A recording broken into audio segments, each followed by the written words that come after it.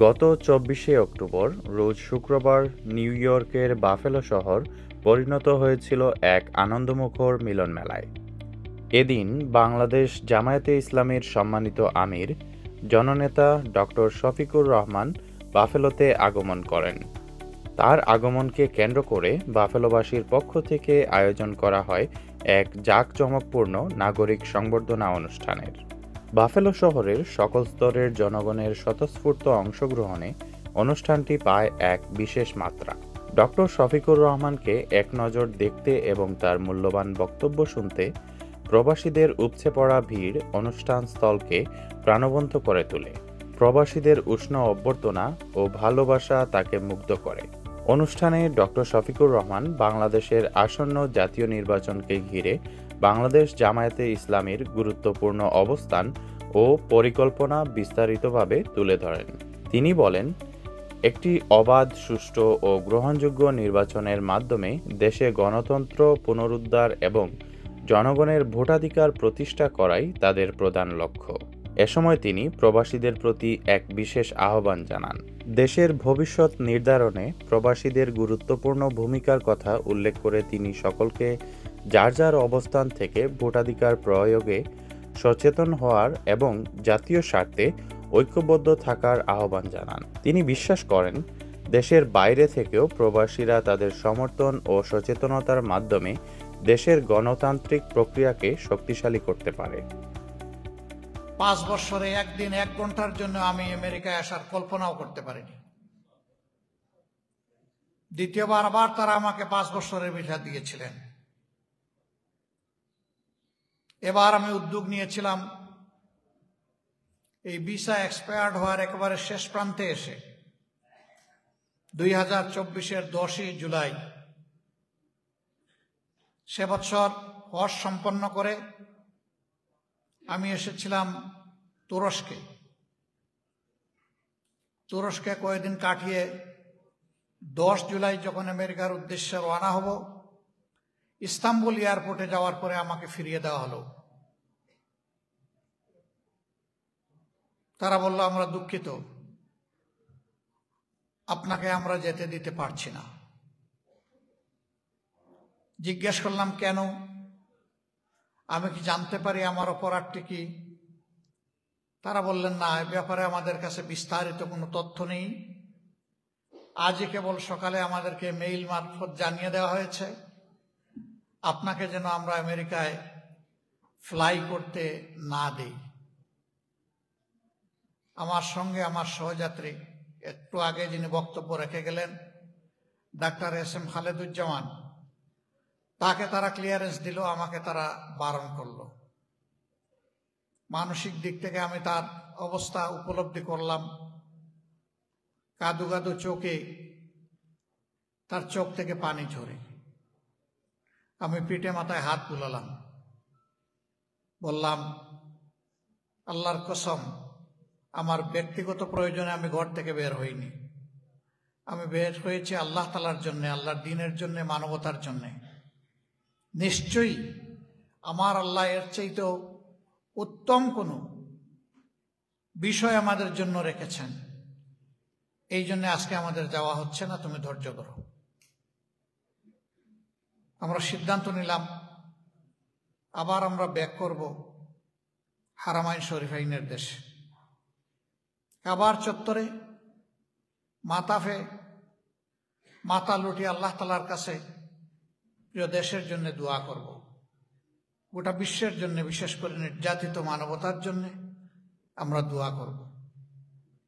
7 দিন কাটিয়ে 17 তারিখ জুলাই মাসের 24 সালে দুপুরবেলা 12টা 5 মিনিটের সময় শাহজালাল আন্তর্জাতিক বিমানবন্দরে আল্লাহ তাআলা আমাকে নিয়ে হাজির করলেন। সেই দিনই 2:30টা থেকে শুরু হয়ে গেল সারা বাংলাদেশ রক্তের গুলি খেলা। এর আগের দিন 6 জন বীর সন্তানকে আমাদের বুক থেকে কেড়ে নেওয়া হয়েছিল। তার মধ্যে একজন ডানা মেলে দাঁড়িয়ে বলেছিল, বুকের ভিতরে তুমুল ঝড়, বুক পেতেছে গুলি কর। সে আমাদের গর্ব, আবু সাইদ, শহীদ আবু সাইদ। তারা ঠিকই তাকে গুলি করেছে, পরপর 3টা গুলি করে এই বীর সন্তানকে দুনিয়া থেকে বিদায় করেছে। আল্লাহ তাআলা তাকে এবং তার আগে পরে 2006 সালের 28 অক্টোবর থেকে বাংলাদেশে ফ্যাসিস্ট আওয়ামী লীগ এবং তাদের দূষররা যাদেরকে খুন করেছে সবাইকে আল্লাহ তাআলা মর্যাদাবান শহীদ হিসাবে কবুল করুন।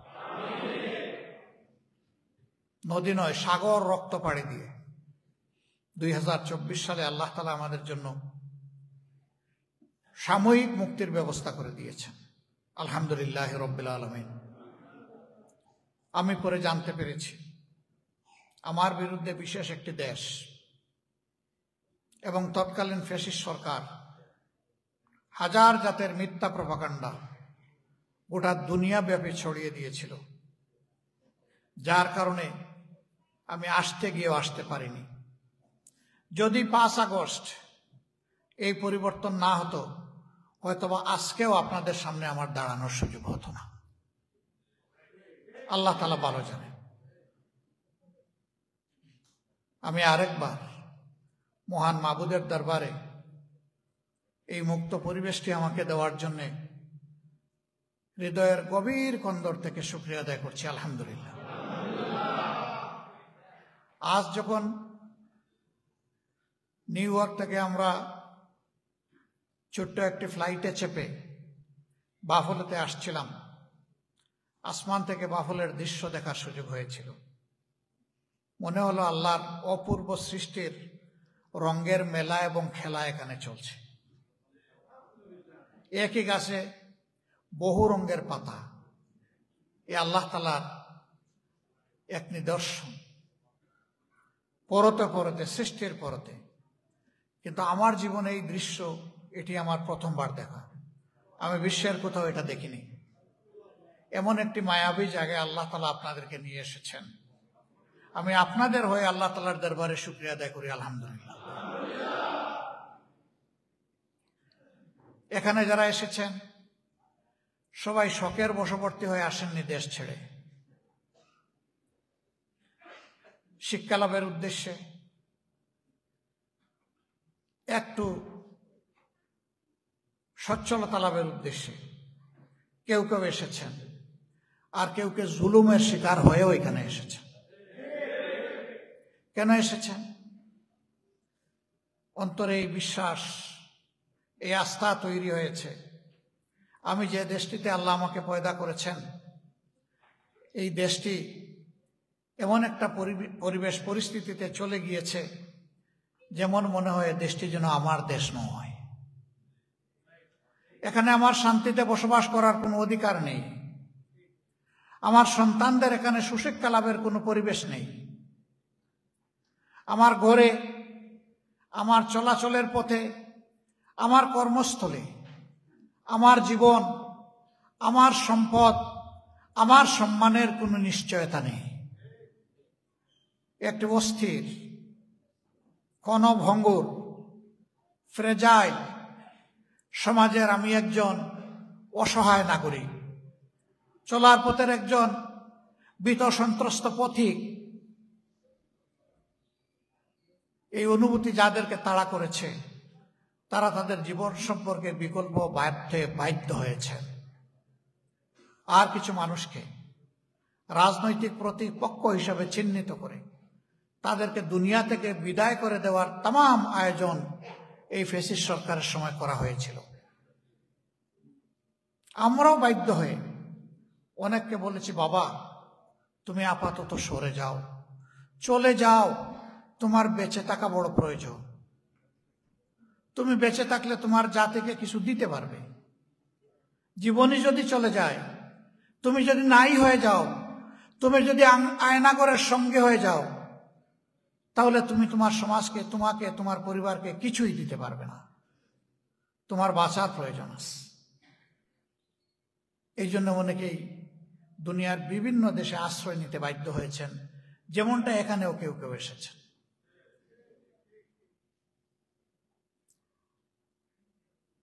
সম্মানিত বাফেলোবাসী, আমি আজকে আমার চোখের সামনে একখণ্ড ছোট্ট বাংলাদেশ দেখতে পাচ্ছি।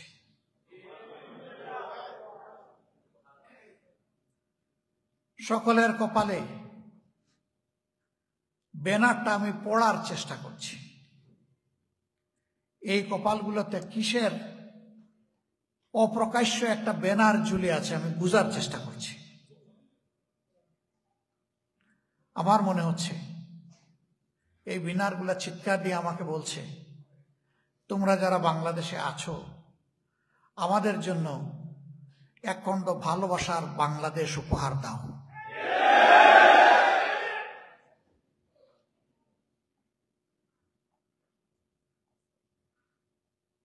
আমি বলছিলাম সেই দিন বিষণ্ণ মনে আমার সঙ্গী এই চাপ মেনে নিতে পারেনি। আমরা ফিরে গিয়েছিলাম 5 তারিখে, যখন এই পরিবর্তন হলো তখন রাতেই তার সাথে দেখা হলো।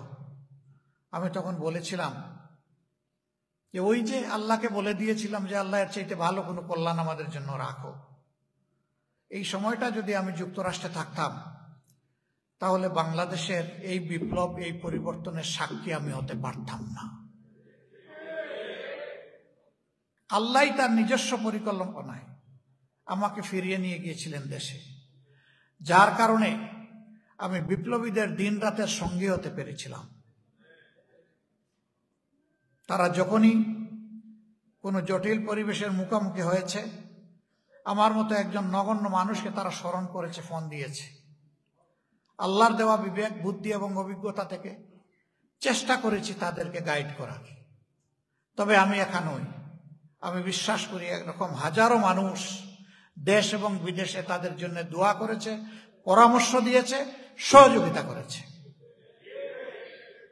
তাই তারা সাহসী হয়ে উঠেছিল। তাদের একটা জীবনকে তারা জাতির জন্য উপহার দেওয়ার জন্য উদ্বেলিত হয়ে উঠেছিল। না হলে কি ছেলে বন্দুকের নল দেখার পরেও ডানা মেলে বলতে পারে যে আমার বুকে গুলি কর? একটা জাতিকে মুক্ত করার জন্য এরকম কিছু সিংহ শার্দুল তাদের জীবনকে উপহার দিয়েছিল। জাতি হিসেবে আমরা চিরকৃতজ্ঞ। 5 তারিখ পর্যন্ত তাদেরকে খুন করা হয়েছে। এই অবস্থায় আমরা আমাদের করণীয় নির্ধারণ করেছিলাম যে এখন রাজনীতি করার সময় নয়। এখন যে মার চোখ থেকে টপ টপ করে পানি ঝরছে, ওই মার সামনে গিয়ে দাঁড়িয়ে বলা, মা তোমার একটি সন্তান তুমি জাতির জন্য উপহার দিয়েছ, তোমার লক্ষ সন্তান আজ তোমার দুয়ারে হাজির। আমরা আছি মা, আমরা এই পরিবারের গর্বিত সন্তান, আমাদেরকে এই পরিবারের সন্তানের স্বীকৃতি দিন। আলহামদুলিল্লাহ, আমরা প্রত্যেকটা শহীদ পরিবারে এই আওয়াজ নিয়ে, এই সান্ত্বনার বাণী নিয়ে, এই সাহস যোগানোর উদ্যম নিয়ে আমরা ছুটে গিয়েছি। তারাও আমাদেরকে সাদরে বরণ করেছেন। পরিস্থিতি এমন ছিল, নারায়ণগঞ্জের সাইনবোর্ডে আমার একজন বোন, নাম সুমাইয়া, 4 তারিখে রাস্তার ভয়াবহ দৃশ্য দেখার জন্য বারান্দায় তার 2 মাসের অবুঝ শিশু সন্তানকে কুলে নিয়ে দাঁড়িয়েছিলেন। র্যাবের হেলিকপ্টার থেকে, আকাশ থেকে গুলি ছোড়া হলো। তার বুক এফুড় অফুড় করে রক্তের ফোয়ারা উপহার দিয়ে তিনি পড়ে গেলেন। সন্তান তার কুল থেকে ছিটকে পড়ল। আল্লাহ তাআলা তাকে শহীদ হিসাবে নিয়ে গেলেন। ও বাচ্চাটাকে যখন দেখতে গেলাম তখন সেই পরিবারের বাঁধ ভাঙা কান্না আমাদের হৃদয়কে স্পর্শ করেছে। একজন গরিব মানুষ, গার্মেন্টস কর্মী, আল্লাহ তার স্ত্রীকে নিয়ে গেলেন জালিমের বুলেটে। এখন এই 2 মাসের বাচ্চাটার কি হবে? পরিবারটি গরিব, নিঃস্ব। আমরা বলেছিলাম, এই মূল্যবান শিশু সন্তানটাকে আপনারা দয়া করে আমাদেরকে উপহার দেবেন।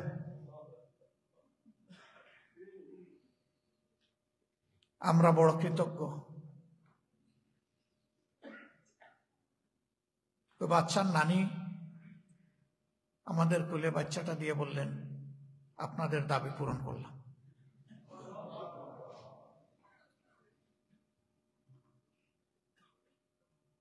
চিন্তা করলাম এই বাচ্চার মুখে যখন কথা ফুটবে, এই বাচ্চা মা ডাকবে কারে? যার গর্বে আল্লাহ তাআলা এই বাচ্চাটাকে দান করেছিলেন, যার বুকের মধ্যে আল্লাহ তাআলা তার রিজিক পয়দা করে দিয়েছিলেন, যে বুকটা ছিল এই শিশুর নিরাপদ বিছানা, এই শিশুটা যখন একটু বুঝ পাবে আর মুখে তার শব্দ ফুটবে, বুলি ফুটবে, তখন এই সংসারে মা ডাকার আর কেউ থাকলো না। বাচ্চাটাকে কোলে নিয়ে চুমু দিলাম। এরপরে আবার বাচ্চাটা ফিরিয়ে দিয়ে বললাম, এই যে বাচ্চাটা আমাদেরকে দান করলেন, এইটা আপনাদের হেফাজতে আমরা রেখে গেলাম। আমাদের এই শিশুটাকে আপনারা যত্নের সাথে বড় করবেন। আর এখন থেকে এই শিশু এবং এই পরিবারের সকল সদস্যের দায়িত্ব মহান আল্লাহর উপর ভরসা করে আমরা কবুল করলাম। এই শিশু আল্লাহ তাআলা তাকে তাইয়্যিব হায়াত দান করুন। এই মেয়েটির নাম তার মা বাপ রেখেছে সুবাইতা। বললাম যে তোমাদের সুবাইতা, আমাদের সুবাইতা পরিণত বয়সে না পৌঁছা পর্যন্ত, তার পড়ালেখা একটা পূর্ণত্ব না পাওয়া পর্যন্ত, তার বিয়ে শাদী না হওয়া পর্যন্ত এই পরিবার এইভাবেই আমাদের এবং আমরা তোমাদের সদস্য। আমরা চেষ্টা করছি এই দায়িত্ব পালনের। আমাদের জন্য দোয়া করবেন। রাজশাহীতে গেলাম এরকম আরেকটা পরিবারে, সেখানে একজন, সেও গার্মেন্টস কর্মী, সে চাকরি করতো নারায়ণগঞ্জে, মাত্র 5 দিন আগে বাড়িতে গিয়েছে। ময়দান যখন উত্তপ্ত, জালিমরা যখন মানুষের জীবন কেড়ে নিচ্ছে, এক কলসি পানি আর একটা গ্লাস হাতে নিয়ে সে বিপ্লবীদেরকে পানি পান করানোর জন্য রাস্তায় চলে গেছে। একটা পর্যায়ে তার কলসির পানি শেষ, এবার কলসি ছুঁড়ে মেরে সেও সবার সাথে মিশে গেছে। আন্দোলনের সংগ্রামে নিজেকে সে উৎসর্গ করে দিয়েছে। এমনি সময় পরপর কয়েকটি বুলেট এসে ঘটনাস্থলেই 4 জন মানুষ দুনিয়া থেকে বিদায় নেয়, যার মধ্যে এই পানি পান করানো লোকটাও একজন। ওদের বাসায় যখন গেলাম, তার মা আছেন, 2টো ভাই আছে, তার স্ত্রী আছে। সবাই আসলো, বিষণ্ণ চেহারা, কষ্টের চাদর গায়ে দিয়ে। একে একে যখন জিজ্ঞেস করলাম সবাইকে তাদের অবস্থা, একটা পর্যায়ে তার স্ত্রীকেও জিজ্ঞেস করলাম, মা তুমি কেমন আছো? ডুকরে কেঁদে বলল, আলহামদুলিল্লাহ আমি ভালো আছি, কিন্তু আমার গর্ভে তো 6 মাসের সন্তান। আমাদের গরিবের সংসার তো চলছিল, এখন আমার এই সন্তানটি যখন দুনিয়া আসবে তখন তার কি হবে? আমরা বললাম যে তোমাকে যখন মা ডেকেছি তখন তুমি ধরে নাও যে এই পরিবারের এখন জামাত ইসলামী অভিভাবক।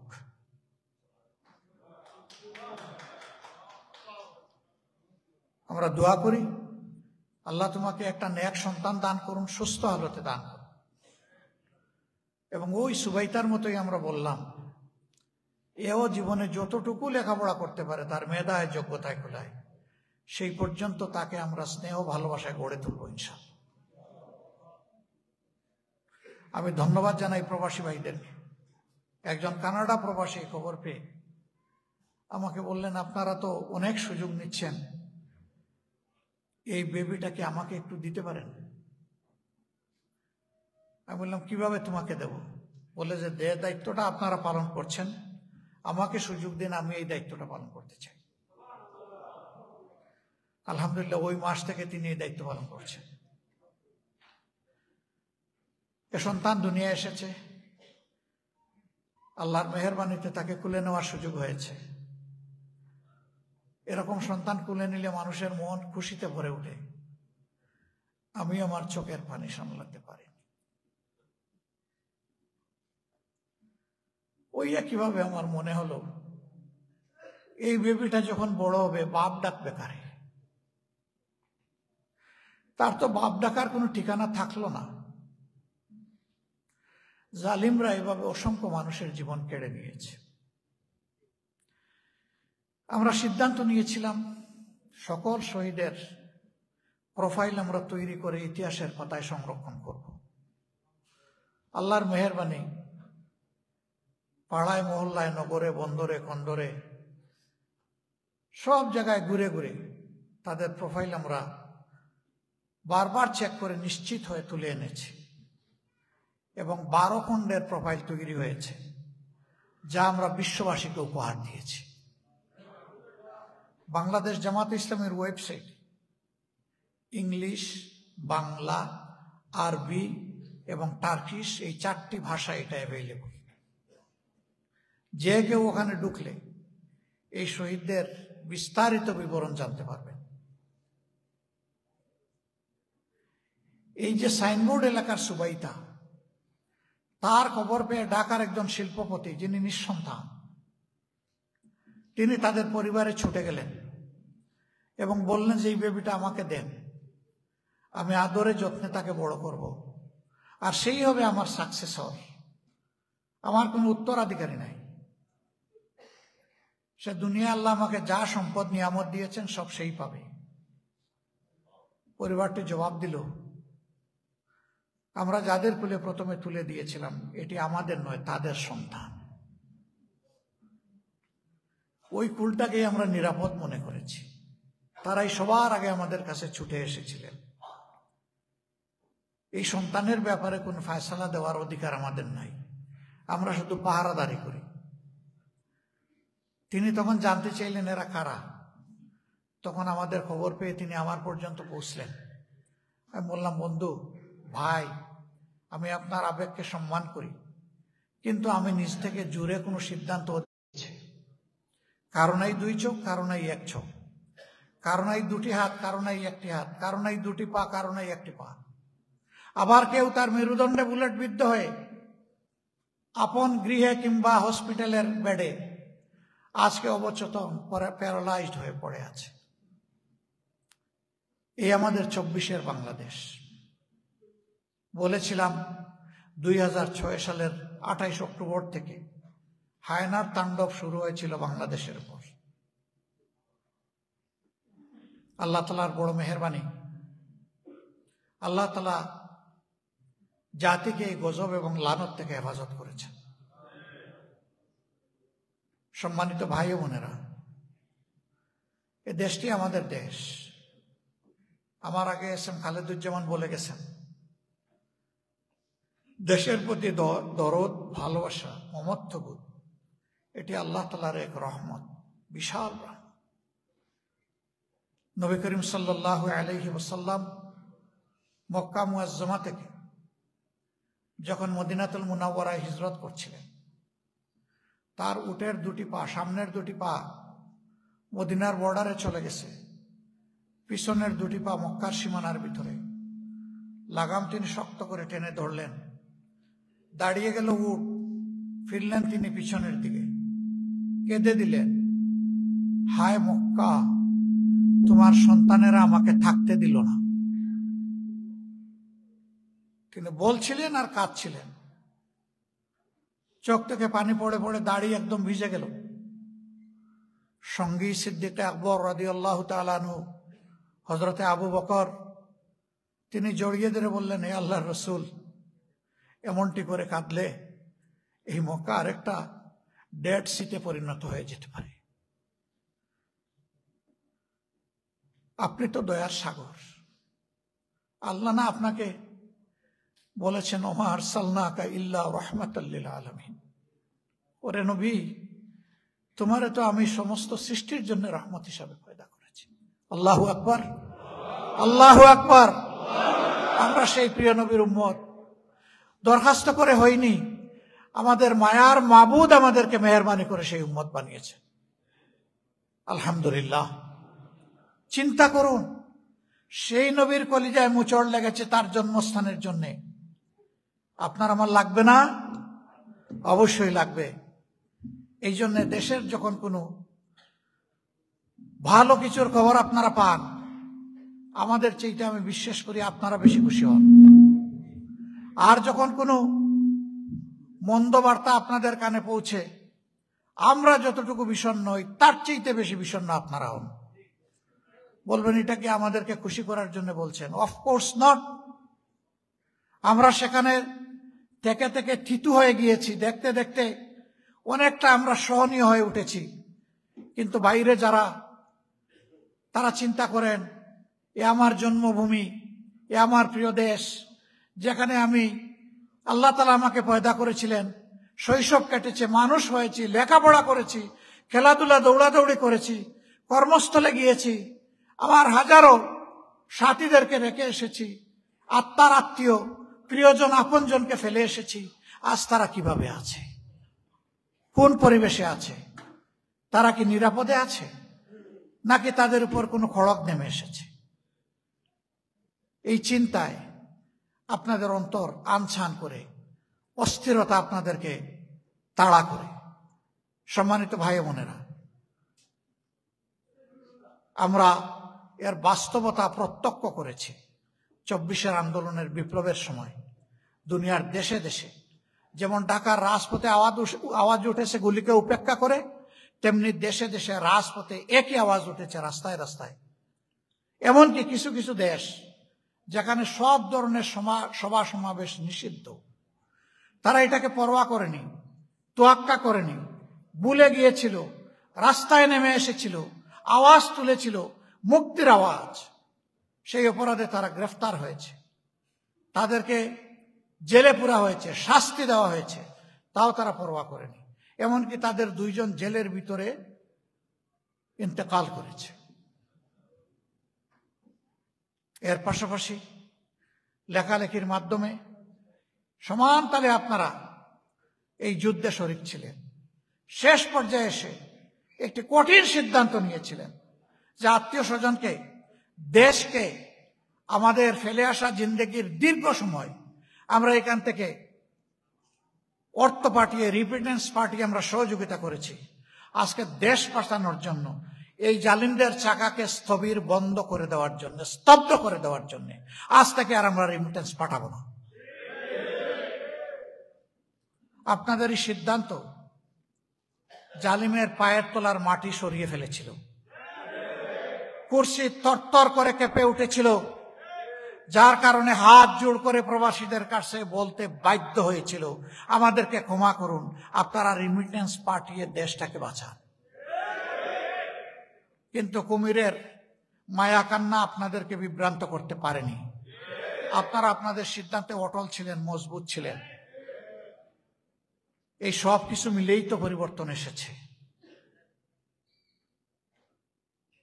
আমরা যেমন শহীদ পরিবার এবং পঙ্গু আহত ভাই বোনদের পাশে দাঁড়ানোর চেষ্টা করেছি, আমাদের বিবেক আমাদেরকে চাবুক মেরে বলেছে, এই যে প্রবাসীরা বিশাল অবদান বছরের পর বছর, যুগের পর যুগ রেখে চলেছেন, তোমরা কি করছো তাদের জন্য?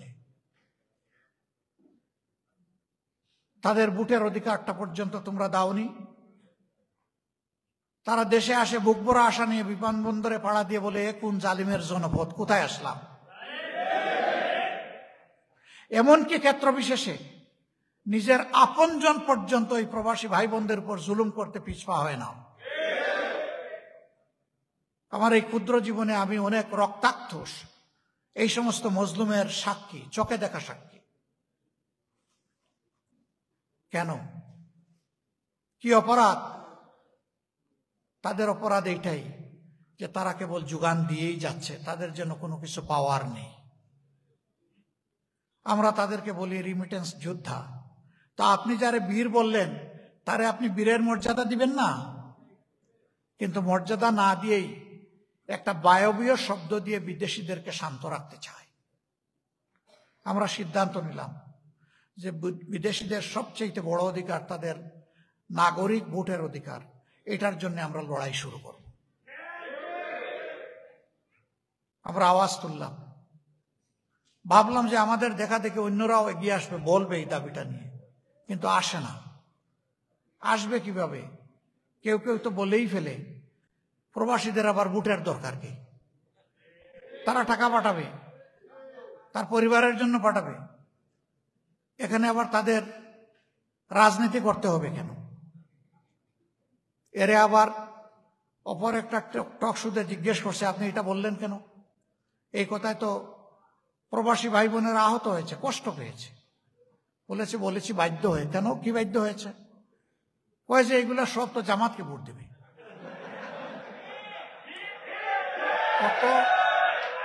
কত সংকীর্ণ মনা, কত সংকীর্ণ মনা হলে এই ধরনের সংকীর্ণ চিন্তা করতে পারে?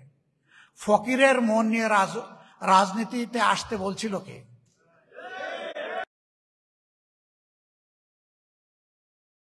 আমরা বসবাস করি, বিভিন্ন দল আছে, মত আছে, আমরা সবাইকে সম্মান করি। আপনারা মেহরবানি করে নিজের ভোটটা নিশ্চিত করবেন, রেজিস্ট্রেশন, এবং যত বাংলাদেশি প্রবাসী নিবাসী এখানে আছেন তাদের সকলকে ভোট নিশ্চিত করতে সহযোগিতা করবেন। এটা দেখবেন না সে কোন ধর্মের কোন দলের, আমরা সবার অধিকারটা দিতে চাচ্ছি।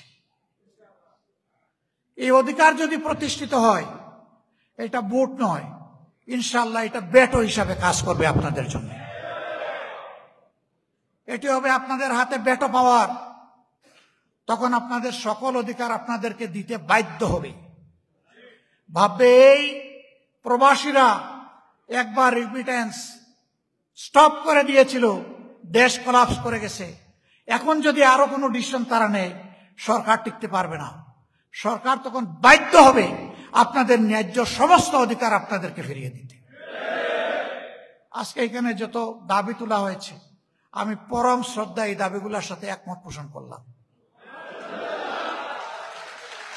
আমি কথা দিচ্ছি আল্লাহ তাআলা যদি আমাদেরকে হায়াত দেন, বাঁচায় রাখেন, তাহলে আমরা ক্ষমতায় গেলাম কি গেলাম না, এ ফয়সালার মালিক আল্লাহ রাব্বুল আলামিন। আমরা এটা তার উপর ছেড়ে দিলাম। আমরা যাই না যাই, এই দাবি আমাদের দাবি। যদি আল্লাহ তাআলা আমাদেরকে দেশ পরিচালনার দায়িত্ব দেন সেবক হিসাবে, এ দাবি আপনাদের ইনশাল্লাহ দ্বিতীয়বার আর তুলতে হবে না। এই দাবি আপনাদের বাস্তবায়ন করে আপনাদের পকেটে পৌঁছে দেওয়ার চেষ্টা করা হবে ইনশাআল্লাহ।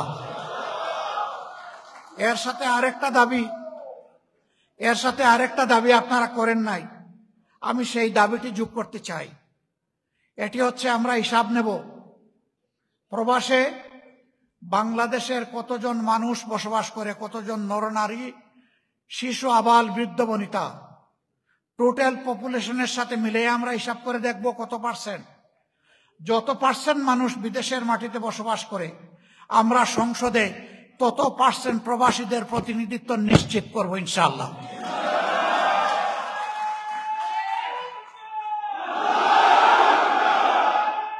তখন প্রবাসীরা দুনিয়ার যেখানে থাকুক, তারা অনুভব করবে আমিও বাংলাদেশ, এবং বলবে আমি বাংলাদেশ। আমরা সেই বাংলাদেশ বানাতে চাই ইনশাআল্লাহ।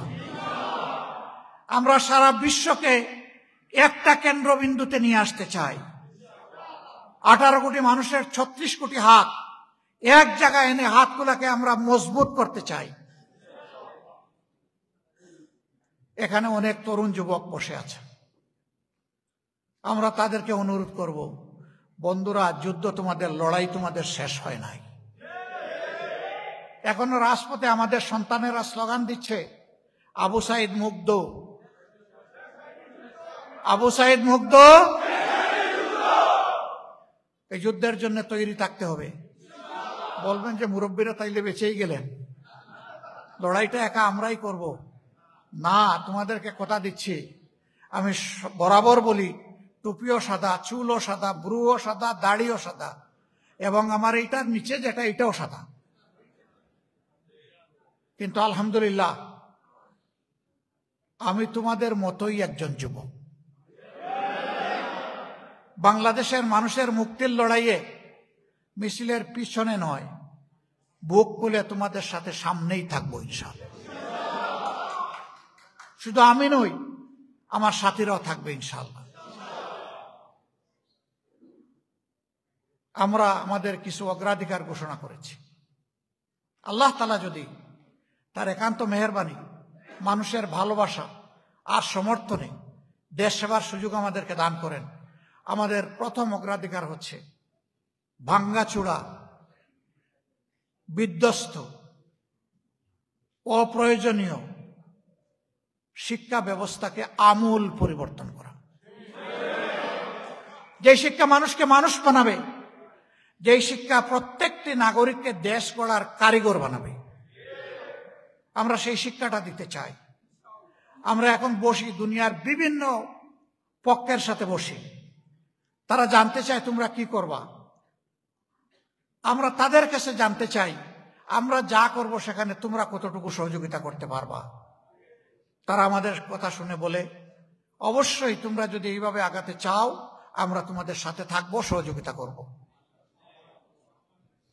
আমরা এমন শিক্ষা আমাদের সন্তানদের হাতে তুলে দিতে চাই, শিক্ষার পাঠ চুকাবে, তার হাতে তার সার্টিফিকেট আসার আগে তার কাজ চলে যাবে ইনশাআল্লাহ।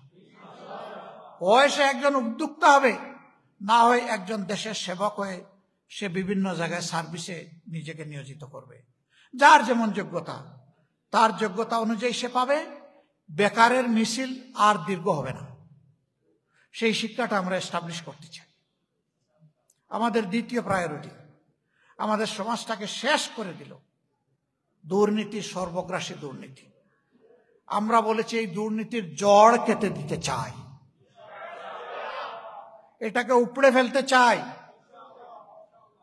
আমরা বাংলাদেশের ক্ষমতায় গেলাম কি গেলাম না, এটাও এখানেও বিবেচ্য বিষয় নয়। দুর্নীতি বাংলাদেশ থেকে বিদায় না নেওয়া পর্যন্ত আমাদের লড়াই চলবে ইনশাআল্লাহ। ইনশাআল্লাহ কেউ আমাদের গতি থামাতে পারবে না, আমরা থামবো না। এই আমরা কারা?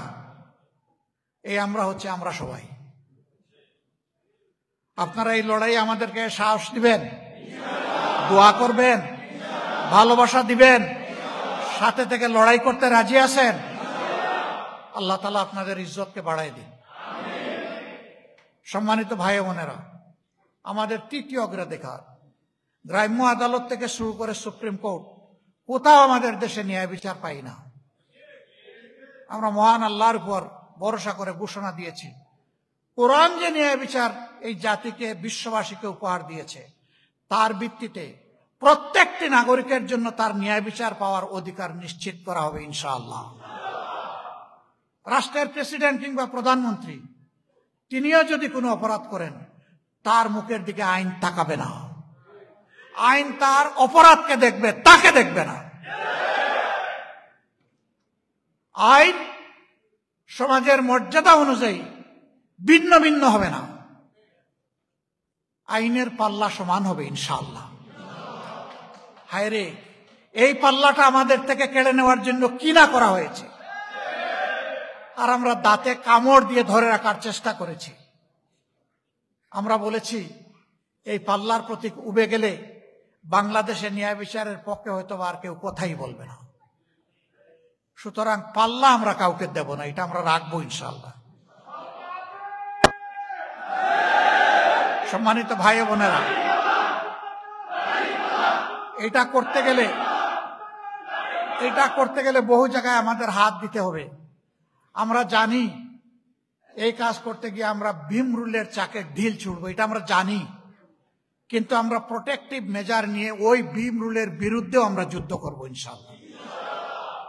আমাদের সামনে যদি বাদার হিমালয় পর্বত দাঁড় করিয়ে দেওয়া হয়, মহান আল্লাহ তাআলার কাছে তৌফিক চাই, হে আল্লাহ, তোমার কাছে এই সমস্ত পর্বত কিছুই না, তুমি সেই পর্বত আমাদেরকে দু পায়ে দলিয়ে মাড়িয়ে আমাদেরকে গন্তব্যে পৌঁছার জন্য শক্তি তুমি সরবরাহ করে দাও।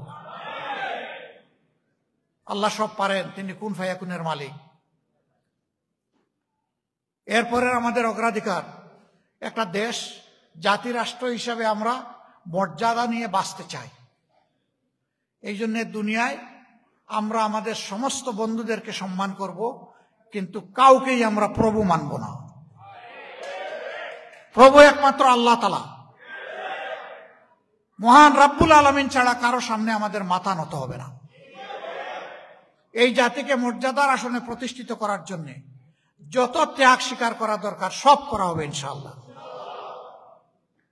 অতএব দুনিয়ার সকল বন্ধু রাষ্ট্র, সভ্য রাষ্ট্রগুলোর সাথে আমাদের সম্পর্ক হবে পারস্পরিক শ্রদ্ধা এবং সমতার ভিত্তিতে। আমরা তাদেরকে বুক ভরে শ্রদ্ধা করব, বিনিময়ে তাদের কাছ থেকে আমাদের শ্রদ্ধা আমরা আদায় করে নেব ইনশাআল্লাহ। আমাদের ন্যায্য পাওনা আমরা বুঝে নেব, তাদের ন্যায্য পাওনাটুকু তাদেরকে বুঝিয়ে দেব। আমাদের এরপরের অগ্রাধিকার অর্থনৈতিক মুক্তির সংগ্রাম। শেষে ভাই, আপনাদের ভাই বোনেরা যে দেশটা রেখে এসেছিলেন ফুকলা করে ফেলা হয়েছে। ব্যাংক, বিমা, কর্পোরেশন সেক্টর, মিল, ফ্যাক্টরি, ইন্ডাস্ট্রি তছনছ করে ফেলা হয়েছে। লুটেরা বাহিনী সব লুট করে নিয়ে গেছে। এখন ব্যাংকে আপনারা দেখেন, খবর শুনেন, ক্লায়েন্টরা সেখানে তার নিজের রাখা টাকা আনতে যায়, কিন্তু ব্যাংক তাকে টাকা দিতে পারে না। এই জায়গায় হাত দিতে হবে। আমরা আশাবাদী, আমরা আস্থাশীল। যদি আমরা অর্থনৈতিক সেক্টরের তার কঙ্কালটাও পাই, ইনশাআল্লাহ গোশত এবং চামড়া আল্লাহ আমাদেরকে দিয়ে লাগাবেন ইনশাআল্লাহ। এই বিধ্বস্ত, অসুস্থ, রুগ্ন অর্থনীতিকে আবার ইনশাআল্লাহ চাঙ্গা করে তোলা সম্ভব শুধুমাত্র সদিচ্ছা এবং সততার প্রয়োজন। তার সাথে থাকতে হবে কঠোর পরিশ্রম। সদিচ্ছা, সততার কঠোর পরিশ্রম, এই তিন উপাদান যেখানে মিলন মেলা ঘটে, এই জাতিকে, ব্যক্তিকে কেউ ঠেকায় রাখতে পারে না। অনেকে ভীত সন্ত্রস্ত, বাংলাদেশ জামাত ইসলামী ক্ষমতায় গেলে মা বোনদের কি হবে, যারা বিভিন্ন ধর্মের মানুষ তাদের কি হবে। হ্যাঁ, আমরা আমাদের মাদেরকে মা হিসাবে দেখি। আমার পার্সোনাল অনুভূতি, আল্লাহ তাআলা মানুষের গর্বে মেয়ে সন্তানও দেন, ছেলে সন্তানও দেন। এই মেয়ে সন্তানটা যখন বড় হয়ে পরিণত বয়সে পৌঁছে যায়, তখন তাকে পরিবার গঠনের জন্য অন্য একটা পরিবারের হাতে, একটা মানুষের হাতে তুলে দেওয়া হয়। কিন্তু এই যে মেয়েটা, গর্বে নেওয়া, বুকের দুধ খাওয়ানো, বুকের বিছানায় তাকে আশ্রয় দেওয়া, মানুষ হিসাবে গড়ে তোলার জন্য লালন পোষণ করা, বিয়ের বয়স হওয়া পর্যন্ত, সে কর্ম উপযোগী হওয়া পর্যন্ত মা বাপ তো শুধু তার সেবাই করে গেল। কিন্তু সে যখন সেবা দেওয়ার বয়সে উপনীত হলো, তখন ওই মা বাপ তার সেবা নিলেন না, বরঞ্চ একজন যুবকের হাতে তাকে তুলে দিলেন উপহার হিসাবে। দুনিয়ায় মানুষ উপহার দিয়ে খুব খুশি। একটু আগে এখানে ফুল দিল না লোকেরা, ফুল দিয়ে আবার ফটো পিক করলেন, খুশি হয়, আনন্দের মানে বন্যা বয়ে যায় অনেকের। কিন্তু একটা মাত্র উপহার, এই উপহার দেওয়ার সময় মানুষ খুশি হতে পারে না, হাসে না, কান্নার বাঁধ ভাঙা জোয়ার চোখ দিয়ে টপ টপ করে পড়ে। এটি হচ্ছে ওই যে গোলাপের চারাটা উনি লাগিয়েছিলেন, যার নিচে তিনি সার দিয়েছেন, পানি দিয়েছেন, আগাছা নিংড়িয়েছেন, কীট পতঙ্গ থেকে তিনি হেফাজত করেছেন। আজকে সেই গোলাপ গাছে ফুল ফুটেছে। সেই ফুলটা এখন যুবকের হাতে তুলে দেওয়ার সময় মা বাপের অনুভূতি হচ্ছে, বাবা আদরে যত্নে ভালোবাসায় যে গোলাপ ফুল আমার বাগানে ফুটেছিল, ও গোলাপটা আজকে তোমার হাতে তুলে দিলাম, আমার গোলাপটাকে তুমি বাবা যত্নে রেখো। কি হবে আমার এই গোলাপ, যাকে আমি বুকে আগলে রেখেছিলাম, এখন নতুন একটা পরিবেশে যাচ্ছে, ওই পরিবেশের লোকেরা কি আমার এই গোলাপের মর্যাদা বুঝবে? কেমন থাকবে আমার মেয়েটা, আমার বোনটা? এই চিন্তায় মানুষের চোখ দিয়ে পানি ঝরে। একজন পুরুষ যদি ওই মুহূর্তের ওই দৃশ্যটা স্মরণ রাখে, আজীবন এই গোলাপের প্রতি কোনো ধরনের অবিচার করা সম্ভব নয়। যে আমার শ্বশুর শাশুড়ি কেঁদে কেঁদে তাদের গোলাপ আমার হাতে তুলে দিয়েছে। আমরা আমাদের মা বোনদেরকে এই মর্যাদায় দেখতে চাই। আমরা দেখতে চাই তার মায়ের জাতি, মাকে যেমন সম্মান করি, গোটা নারী সমাজকেও তেমন মা হিসাবে সম্মান করি। এক চালাক সহকর্মী একদিন প্রশ্ন করে যে, বুঝলাম মেয়েকে মাকে মা হিসাবে দেখবো, স্ত্রীকে কি হিসাবে দেখবো? আমি জিজ্ঞেস করলাম, আপনার বাড়ি কোথায়? কয় ফেনীতে। বুদ্ধিমান এলাকার মানুষ, বুদ্ধির প্রশংসা করতে হলো। আমি বললাম, হ্যাঁ, স্ত্রীকে নিজের স্ত্রী হিসাবে দেখবেন আর সন্তানের মা হিসাবে দেখবেন। আপনি যেমন আপনার মাকে সম্মান করেন, ভালোবাসেন, আপনার সন্তানরাও দেখতে চায় যে কারা কারা তার মাকে সম্মান করে এবং ভালোবাসে। আমরা মায়ের জাতিকে সেইভাবেই দেখতে চাই। বলে যে জামাত ক্ষমতায় গেলে তাদেরকে দরজা বন্ধ করে রেখে দিবে না তো, তালাবদ্ধ করে। আমরা বলি যে এত কোটি কোটি তালা কেনার টাকা আমাদের হাতে নাই, বরঞ্চ তাদের দরজায় তালা পড়বে না, দরজা খোলা হবে তাদের জন্য, এবং সভ্যতার মিছিলে তারা নেতৃত্ব দিবেন ইনশাআল্লাহ। একজন মা যদি সত্যিকার অর্থে ভালো মা হিসাবে গড়ে উঠতে পারেন, তাহলে গোটা পরিবার ভালো পরিবার হিসেবে গড়ে উঠবে ইনশাআল্লাহ। সমাজের বুনিয়াদ পরিবার, আমরা মাদেরকে সেই জায়গায় দেখতে চাই। বলবেন তাইলে তো আর কোনো চাকরি বাকরি করতে পারবে না। সব পারবে ইনশাআল্লাহ। যার মেধা আছে, প্রয়োজন আছে, সমাজে সব করবে। সভ্যতার চাকা ঘুরানোর জন্য সমান তালে তারাও অংশগ্রহণ করবে। তার সাথে তারা দুইটা বাড়তি জিনিস বুক করবে, যেটা এখন তারা পান না। একটা সমাজে তাদের সম্মান, প্রাপ্য সম্মানটুকু দেওয়া হয় না, আরেকটা কর্মক্ষেত্রে তাদের কোনো নিরাপত্তা নাই।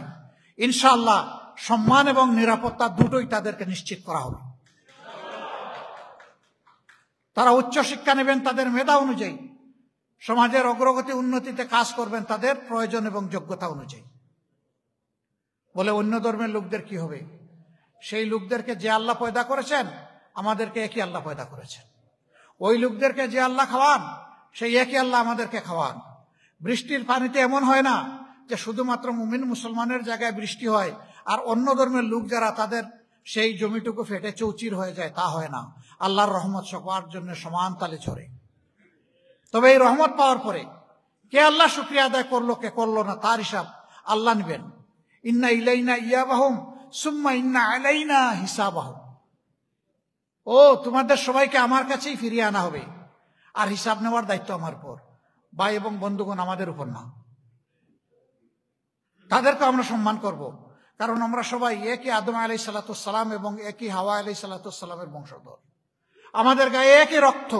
শয়তান আমাদের ক্ষতি করে ফেলেছে, আমাদেরকে টুকরা টুকরা ভাগ বিভক্তি করে হিংসা বিদ্বেষ আমাদের মাঝে তৈরি করে পরস্পরকে লাগিয়ে রেখেছে। আমরা গোটা বিশ্ববাসীর কল্যাণকামী, আমরা সত্যিকারের কল্যাণ চাই। রব্বানা আতিনা ফিদ দুনিয়া হাসানাতাম ওয়া ফিল আখিরাতি হাসানা। আমরা শুধু দুনিয়ার কল্যাণ চাই না, আমরা আখিরাতের কল্যাণ চাই। এইভাবে আমরা একটা অহিংস মানবিক জাতি করতে চাই। আর অনেকগুলো এজেন্ডা আমাদের থাকবে, আজকে সেগুলো বলার সময় নাই, বলতে যাচ্ছি না। আমরা একটা মানবিক বাংলাদেশ গড়ার জন্যই কাজ করছি। আপনারা আমাদের জন্য দোয়া করবেন। আপনাদের কলিজার থেকে একটু ভালোবাসা আমরা আশা করি, এবং এরকম একটি দেশ গড়ার অভিযাত্রায় আমরা আপনাদেরকে পাশে চাই, সাথে চাই। আপনারা কি একটু মায়া মোহব্বত করবেন আমাদেরকে? একটু দোয়া করবেন? এমন একটি জাতি গঠনের জন্য আপনারা পাশে থাকবেন, সাথে থাকবেন। যেখানেই থাকেন আত্মা আমাদের পরস্পরের সাথে জোড়া হয়ে থাকবে ইনশাআল্লাহ। প্রবাস জীবনের কষ্টগুলো আল্লাহ তাআলা আপনাদের দূর করে দিন। আল্লাহ রাব্বুল আলামিন আপনাদের সকলের হায়াতে, সিহাতে, ইজ্জতে, ইলমে, আমলে, রিজেকে অফুরন্ত বারাকা দান করুন। কষ্ট করে এসেছেন, আমাদের কথা শুনেছেন, আমি আপনাদের প্রতি গভীর কৃতজ্ঞতা জ্ঞাপন করছি এবং দাওয়াত দিয়ে যাচ্ছি, আসুন আপনাদের প্রিয় বাংলাদেশে আসুন। ইনশাল্লাহ এখন অন্তত এতটুকু আতঙ্ক নাই যে নামলেই আমি আবার লালগড়ে চলে যাই কিনা। আপনারা আসুন, ভালো লাগবে আপনাদের, ভালো লাগবে আমাদের। বিশেষভাবে ভোটের অধিকারটা প্রয়োগ করতে কেউ বলবেন না। যে যারে পছন্দ, যে দলকে পছন্দ, ব্যক্তিকে পছন্দ, সে তার ভোট দেবে। আমরা চাই যে ভোটটা দেওয়া হোক। আর যদি একটু কষ্ট করে এখন থেকে প্ল্যান করেন যে অন্তত ফেব্রুয়ারি মাসে যে নির্বাচন হবে, আমরা জানুয়ারির শেষ সপ্তাহ কিংবা ফেব্রুয়ারির প্রথম দিনে আমরা বাংলাদেশে যাব, থাকবো, দেখব, নিজের অধিকার প্রয়োগ করব, 10 জনকে কল্যাণের পথে উৎসাহ দিব, পরামর্শ দেব। আপনারা এই সিদ্ধান্তটা নিতে পারবেন? যারা পারেন তাদের জন্য আমাদের বুক ভরা কৃতজ্ঞতা এবং দোয়া থাকলো। যারা পারবেন না এখান থেকে ভোটও প্রয়োগ করবেন আর আমাদের জন্য দোয়া করবেন। আগামীর বাংলাদেশ যেন নিরাপদ বাংলাদেশ হয়, একটা শান্তির বাংলাদেশ হয়, মায়া ভালোবাসার বাংলাদেশ হয়, পরস্পরের প্রতি শ্রদ্ধার বাংলাদেশ হয়। সেই বাংলাদেশ গঠনে আমরা অঙ্গীকারবদ্ধ। আল্লাহ তাআলা আমাদেরকে তৌফিক দান করুন। সুবহানাকাল্লাহুম্মা ওয়া বিহামদিকা আশহাদু আল্লা ইলাহা ইল্লা আনতা আস্তাগফিরুকা ওয়া আতুবু ইলাইক। আসসালামু আলাইকুম ওয়া রাহমাতুল্লাহি ওয়া বারাকাতুহু।